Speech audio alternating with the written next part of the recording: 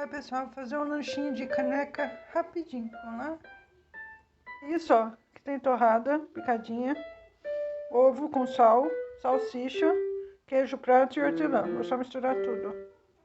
Tem aqui. Aqui.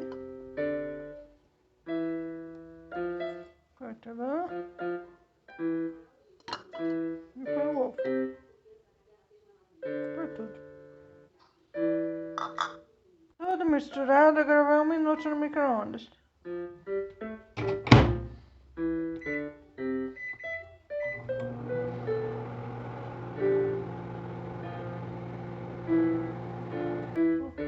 Está pronto o lanchinho rapidinho, ó. Vou provar.